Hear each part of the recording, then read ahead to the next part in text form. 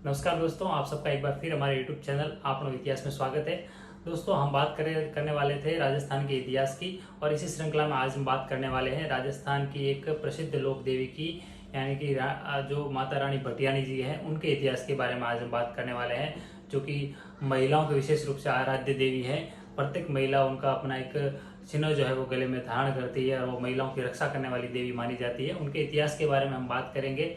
कि किस प्रकार से वो सती हुई, किस प्रकार से उनका लाल बना के साथ में उनका क्या रिश्ता है, और क्यों सती हुई थी, क्या है उनका जीवन वृत्तांत, उन सब के बारे में आज हम इस वीडियो में बात करेंगे। तो चलिए इस वीडियो को शुरू करते हैं। तो बात करते हैं हम जैसलमेर के जो रावल थे महाराजा मालदेव जी, उनकी ही पीढ़ी में आके जाकर के और एक व्यक्ति होते हैं जिनका नाम होता है जोगीदास जी। जोगीदास जी बड़े वीर और महान व्यक्ति थे,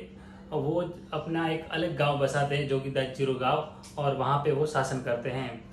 उनकी जोगीदास जी जो है उनकी दो रानियां थी, एक का नाम राज कंवर और दूसरी का नाम बदन कंवर था।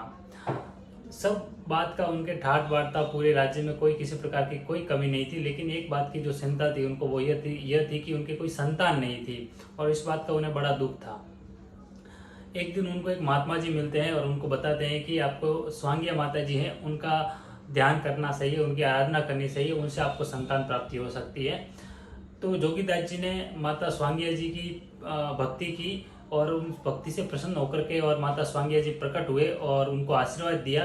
कि मैं तुम्हारी पुत्री बन करके और तुम्हारे घर में जन्म लूंगी। और इस आशीर्वाद के बाद में थोड़े समय बाद में ही उनकी जो रानी बदन कंवर थी, उनसे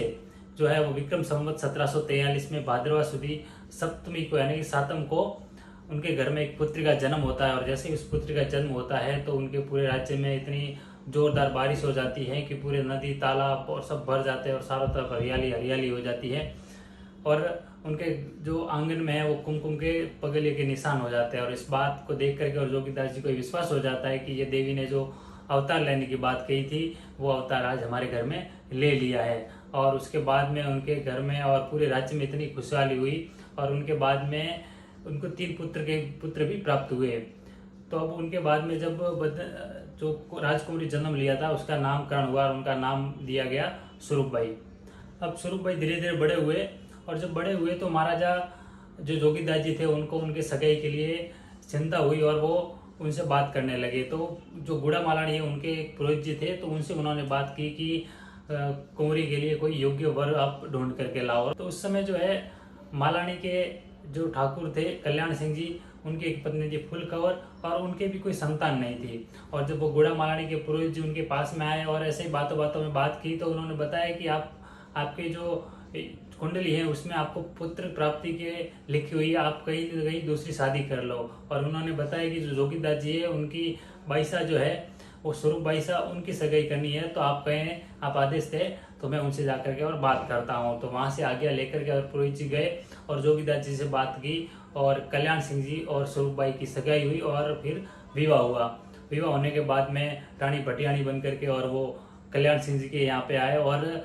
दोनों ही जो रानियां थी फूल कंवर और स्वरूप बाई यानी रानी भटियानी, दोनों के बीच में बड़ा ही प्रेम था, और बड़ी प्रेम से वो दोनों रहती थी। अब कुछ समय बाद में जो है वो स्वरूप कंवर जो रानी थी यानी रानी भटियानी जी, उनके एक कुंवर हुआ जिसका नाम दिया गया लाल सिंह जी। और कुछ समय बाद में स्वरूप कंवर के कहने से ही फूल कंवर को भी जो आराधना की माता जी की, और उनसे एक पुत्र की प्राप्ति हुई जिसका नाम दिया गया प्रताप सिंह जी।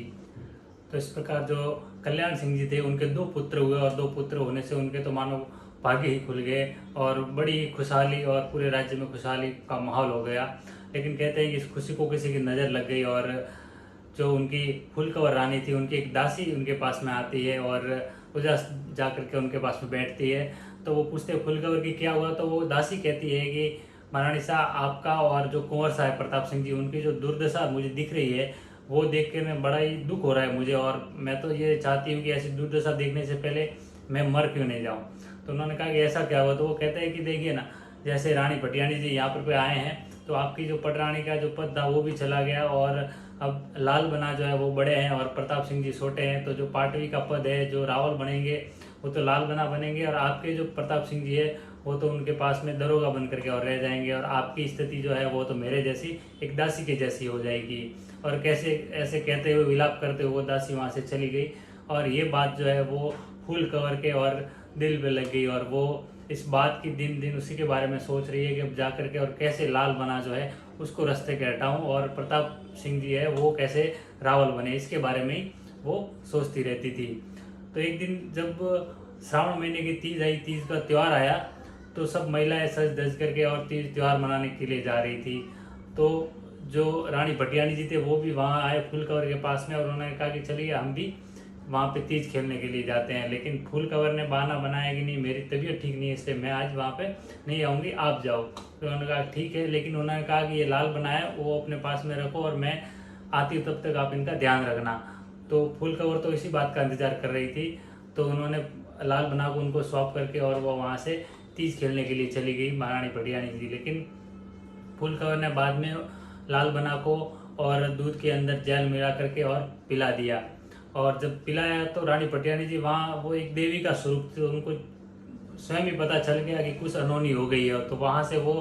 दौड़ती हुई वहाँ से आई और महल में आकर के देखा तो उनके होश उड़ गए कि जो लाल बना थे वो इस दुनिया में नहीं रहे थे, वो उनका प्राण चला गया था। और ये देख करके उनका जो देवी स्वरूप था वो वहाँ पर के प्रकट हुआ और वो जा करके और लाल बना के उस शरीर को लेकर के और वहाँ पे बैठ गए और पूरा शरीर लाल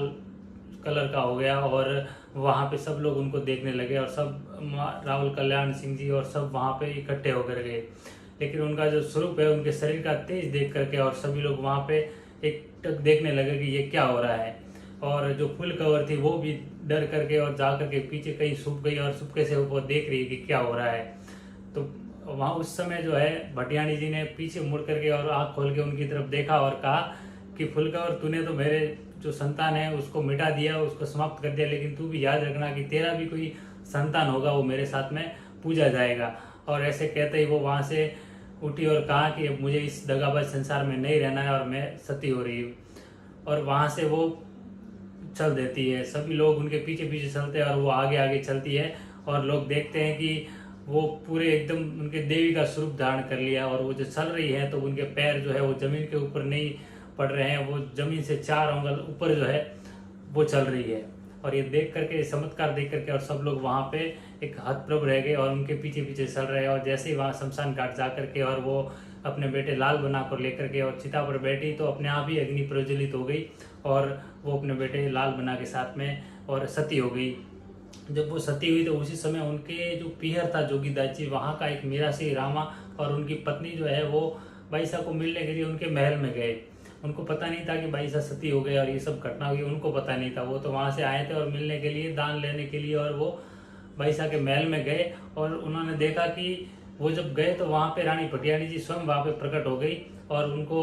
भोजन, छप्पन भोज, मिठाई सब करवा करके और दान दक्षिणा दे करके और वहाँ से उनको दिया और मैंने तो अपना दान दे दिया है, अब आप आपके जवाई साहब के पास में जाओ और उनसे चांदी की बाली वाला एक लाल कलर का ऊँट मांगना दक्षिणा में। और ये कह करके और जब रामा मीरासी वहाँ से जाने लगा तो उन्होंने भटियाणी जी ने उनको पीछे से कहा कि रामा वाह आप डरोगे तो नहीं, एक बात बता रही हूँ कि मैं तो अभी संसार में नहीं रही, मैं तो सती हो गई हूँ, लेकिन आप अपने जोगीदास में जा करके और वहाँ पे अगर आप 5 अगरबत्ती करके और मेरी 5 आरती गाओगे तो आपको प्रतिदिन जो है वो 5 सोने की मोहरें मिलेगी। और ऐसा कहते ही जो है वो माता जी वहाँ से विलोपित हो गए। और जब रामा मीरासी कल्याण सिंह जी के पास में जाता है और ये बताता है कि भटियाणी जी ने ये देने के लिए, दान देने के लिए कहा है, तो कल्याण सिंह जी कहते हैं कि वो तो सती हो गई है, तुम्हें कहाँ से मिली, और इस बात को साबित करना पड़ेगा नहीं तो तुझे भी मार दिया जाएगा कि तू झूठ बोल रहा है। तो उन्होंने कहा कि मैं एक जो खेजड़ी है उसकी सूखी लकड़ी डाली देता हूँ और वो जा करके और वहाँ पे शमशान घाट में तू रोक के आ जा, और अगर वो रात रात में अगर वहाँ पे उग गई, हरी हो गई, तो मान लेंगे कि तू जो कह रहा है वो सही कह रहा है। और रामा मीरासी के साथ में और वहाँ पे लोग गए कुछ, और वहाँ जाकर के उनके साक्ष्य में रामा मीरासी ने माँ को अर्ज करते हुए कहा कि माँ अब मेरी लाज तुझे ही रखनी है, नहीं तो ठाकुर साहब मुझे मार देंगे। ऐसा कहते उसने वो सूखी लकड़ी थी वहाँ पे रोप दी। और जब सुबह जा करके देखा तो देखा कि वो खेजड़ी का जो है वो लकड़ी थी वो एक पौधे के रूप में हो गई और वो हरी हो गई है। ये देख करके और ये चमत्कार देख करके सब लोग वहाँ पे बड़े आश्चर्यचकित हुए और सबने ये माना कि माता जी ने वहाँ पे उनको दर्शन दिए थे। और वो खेजड़ी का वृक्ष है वो आज भी माता जी जो भटियाणी जी का मंदिर है उनके पीछे आज भी लगभग 150 साल बाद में भी ऐसा का ऐसा एक बड़ा वृक्ष बन करके और आज भी खड़ा हुआ है। तो इस प्रकार माता जी वहाँ पे सती हो गए और उनकी जीवन लीला वहाँ पे समाप्त हो गई है। और जो फुल कवर थी उनकी, जो राजकुमार थे प्रताप सिंह जी, उनके 2 कवर हुए, एक बख्तावर सिंह जी और एक सवाई सिंह जी। जो सवाई सिंह जी थे वो गायों की रक्षा करते हुए और शहीद हो जाते हैं, और वो सवाई सिंह जी जो है वो भी माता रानी पटियाणी जी के साथ में पूजे जाते हैं, और उनके जो कंवर थे लाल बना वो भी माता रानी पटियाणी जी के साथ में पूजे जाते हैं। तो इस प्रकार जो सवाई सिंह जी थे वो माता रानी पटियाणी जी के जो पुत्र थे, और लाल सिंह जी थे वो उनके पुत्र थे। तो इस प्रकार माता रानी पटियाणी जी का ये दिव्य चमत्कारपूर्ण जो कहानी थी उसको हमने आज इस वीडियो में जाना। तो बोलिए माता रानी पटियाणी जी की जय। और अगर आप इस हमारे यूट्यूब चैनल पर नए हैं तो चैनल को सब्सक्राइब कीजिए और बेल आइकन को क्लिक कीजिए, और इस वीडियो को लाइक कीजिए और अपने दोस्तों के साथ में इसको शेयर कीजिएगा। धन्यवाद।